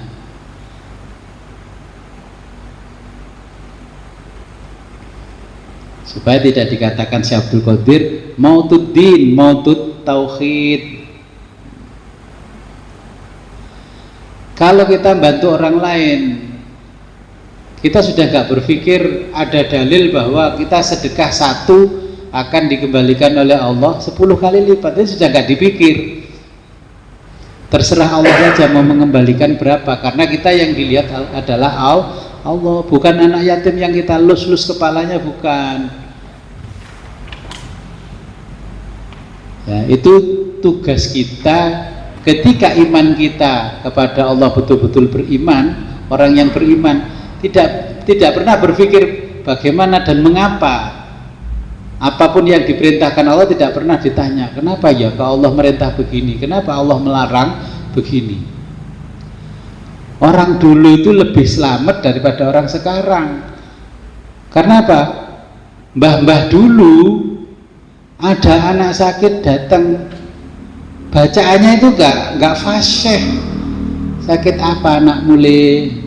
Ini mbah sakit dari kemarin begini, nggak harus sembuh, ini sudah 1 bulan, sudah saya bawa ke sana kemari ke klinik A, B, C sampai Z, tetap paham mbah. Pun kalau betul tenggane ustadz nih kok mbah. Nah, yang di sana bawa ustadz, dibawa ke ustadz. Bismillahirrahmanirrahim. A'udzubillahi minasyaitonirrajim. Bismillahirrahmanirrahim. Allahumma sholli ala sayyidina Muhammad. Sampai hafal. Bacakan ayat kursi. Kemudian dibacakan Allahumma adhibil ba'sa rabban nas isfi anta syafi syifan tetap panas, tetap sakit anaknya. Giliran dibawa ke Makjah. Kenapa anakmu sakit? Isle tak kene le tak pacakno le bismillahirrahmanirrahim. Lho macanya itu lho bismillahirrahmanirrahim. Wis kene tombo teko lara minggat. Sembuh. Kenapa yang fasih tidak sembuh? Yang fasih hatinya tidak bergantung kepada Allah, yang tidak fasih tidak mati tauhidnya kepada Allah. Yang fasih kalau dikasih amplop di sini saya ketewopong nih. Ya kan? Yang bismillahirrahmanirrahim itu sembuh.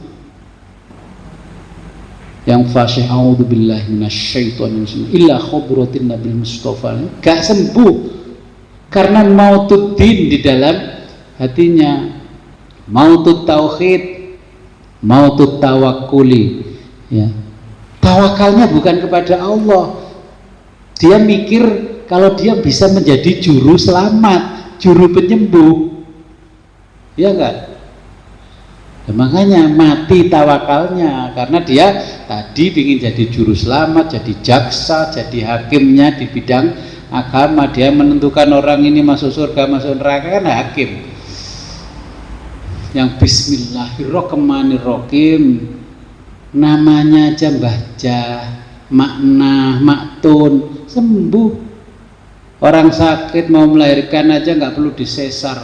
Bismillahirrahmanirrahim. Yang fasih hafal juz 30 tetap dikasih termometer 40 tak malahan tingginya suhunya. Karena apa? Yang satu tidak fasih tapi bergantung kepada Allah, luar biasa. Tauhidnya tidak mati, agamanya tidak mati. Dia meyakini bahwa yang menyembuhkan adalah Allah. Kalau yang fasih, wong saya ini ustadz, masa nggak bisa nyembuhin itu? Wong ini saya dapat dalilnya dari hadis. Ya tahu kita dari hadis. Tapi tawakalnya tidak kepada Allah. Nggak usah dibacakan panjang-panjang. Bismillahirrahmanirrahim. Besok kalau ada orang sakit, coba sih saya biar tahu nih tauhid saya mati apa enggak. Wah, nanti kalau manjur banyak orang minta suhu saya Gus. Nah, iya kan kalau orang dekat sama Allah kan mengatakan kun fayakun kan gampang. Mautuddin, mautut tauhid. Nah, kalau agama kita nggak mati, tauhid kita nggak mati, tawakal kita nggak mati, kebanyakan itu terjerumusnya ikhlasnya yang mati. Yang ini tawakal pada Allah, ila hadratinnya, ya, sampai dibacakan bil barokah wal karomah. Si Abdul Qadir tahu kalau kamu tidak ikhlas. Ada pertanyaan? Oke, silakan. Kalau dilihat dari sisi ketasawufan, kalau seperti saya ini orang petani, kemudian tanamannya dirusak oleh hama. Kemudian ketemu Pak Jadi lagi dilihatnya, saya bilang, sih, ketemu itu ya sih, kalau saya kalau tani. Iya. Gimana caranya kalau saya tani? Tebu saya dimakan hama. Ya dia dikasih tahu hamanya diambil satu. Hama, kamu nggak tahu. Ini tebu ini miliknya Abdul Jalil. Abdul Jalil itu hamba Allah yang maha perkasa. Kamu haram makan tebunya Abdul Jalil. Ya diomongin begitu, sebagaimana ular menggigit kakinya Sayyidina Abu Bakar Siddiq. Hei ular, kamu tahu nggak yang kamu gigit ini As-Siddiq? Kata hama tadi, aku tahu Pak Dul, kamu zakatnya kurang, makanya saya makanin semua ini. Aku diperintahkan Allah makan tebumu, karena kamu setiap panen tebu nggak pernah bawa 1 kintal ke tempatnya Gus Wid. Loh, itu kalau bisa berdialog sama hama. Kalau bisa berdialog sama hama gitu. Saya ke sawah, banyak tikus. Orang lain dimakan tikus, tempat saya nggak dimakan tikus. Orang-orang nuduh saya tikusnya takut sama saya. Berarti kan penghinaan. Aku cuma ditakutin sama tikus. Saya itu ngambil 1 tikus, sore hari saya pegang tikusnya. Saya ngomong pakai bahasa manusia, hei tikus, kamu nggak tahu kalau sawah itu saya nanam padi itu sebagai jalan rizkiku dari Allah. Masa mau kamu makan?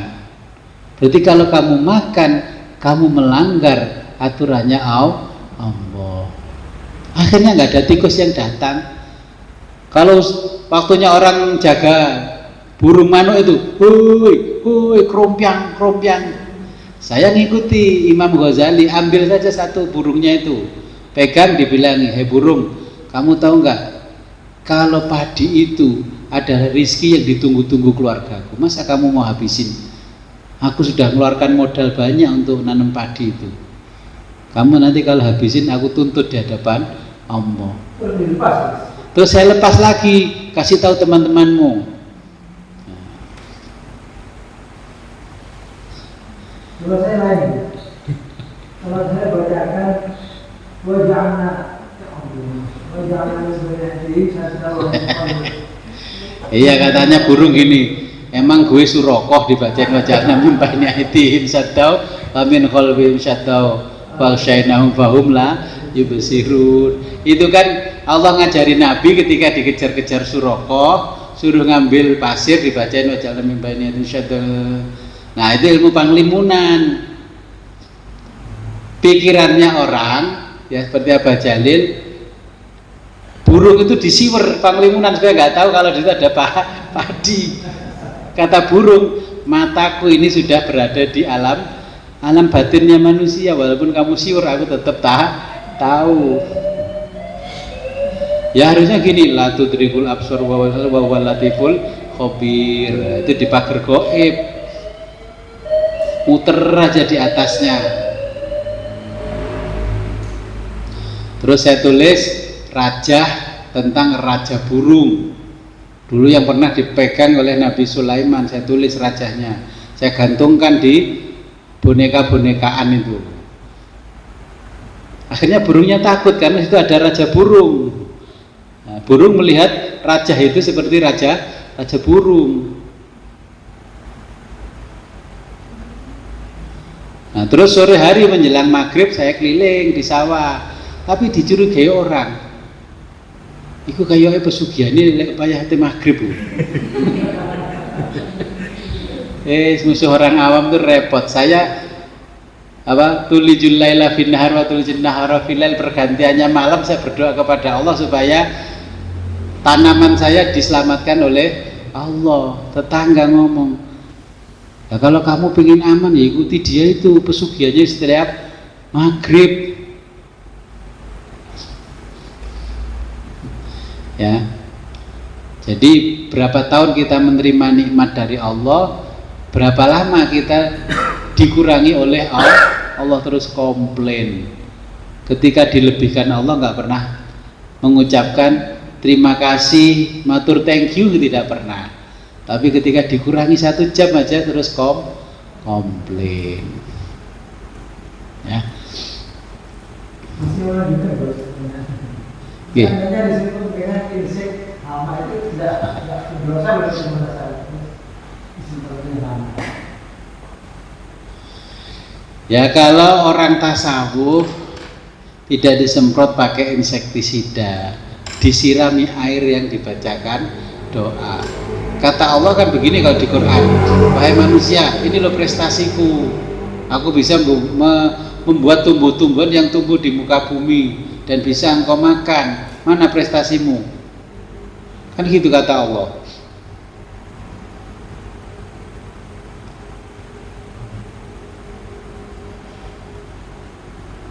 Itu kata Allah seperti itu. Kamu bisanya ngerusak aja. Ya. Oke, jadi nanti kita lanjutkan berikutnya bagaimana Syekh Abdul Qadir mengajari kita untuk menghadapi takdir supaya terasa nyaman. Setiap terima yang nggak enak mesti kan nggak nyaman, pengennya enak, tapi ketika dikasih enak nggak pernah bersyukur. Dikasih mobil mewah Jumatan ya tetap jalan kaki. Yang punya mobil Jumatan naik mobil. Biar masjid itu auranya itu aura orang-orang kaya gitu loh. Islam itu nggak dihina-hina orang lain. Jangan masuk agama Islam tambah miskin. Terus ditambahi sama jamaahnya Gus. Iya, aku semakin ngaji tasawuf semakin miskin. Aku dulu masih ngaji uraan tambah kaya. Oke, sebelum kita akhiri, marilah kita berdoa kepada Allah. Semoga apa yang kita pelajari pada malam hari ini membawa manfaat, barokah fid dini wa dunya hatta akhirah. A'udzu billahi minasyaitonir rajim. Bismillahirrahmanirrahim. Allahumma salli wa sallim ala sayyidina Muhammadin fil awwalin wal akhirin wa barik wa sallim wa radhiyallahu ta'ala an sadatina ashabi sayyidina Rasulillah ajma'in. Amin ya Allah ya rabbal alamin. Allahumma ighfir li ummati sayyidina Muhammad. Allahumma arham ummata sayyidina Muhammad. Allahumma astur ummata sayyidina Muhammad. Allahumma ajbur ummata sayyidina Muhammad. Allahumma aslih ummata sayyidina Muhammad. Allahumma afi ummata sayyidina Muhammad. Allahumma fad. Allahumma ajbur ummata sayyidina Muhammad. Allahumma fad ummata sayyidina Muhammad. Allahumma arham ummata sayyidina Muhammadin rahmatan amatan ya rabbal alamin. Allahumma fir li ummati sayyidina Muhammadin maghfiratan amatan ya rabbal alamin. Allahumma farrij an ummati sayyidina Muhammadin farjan ajilan ya rabbal alamin. Allahumma anfa'na bima 'allamtana wa 'allimna ma yanfa'una wa zidna 'ilman wa yaqinan. Walhamdulillahi ala kulli hal wa na'udzu billahi min kulli hali ahlin nar. Rabbana taqabbal minna innaka antas samiul alim wa tub 'alaina innaka antat tawwabur rahim. Allahumma hdina siratal mustaqim. Allahumma hdina siratal mustaqim. Allahumma hdina siratal mustaqim. Siratal ladzina an'amta 'alaihim minan nabiyyin wa siddiqin wa syuhada'i was sholihin wa hasuna ulaika rafiqa. Dzalikal fadlu minallahi wa kafa billahi alima.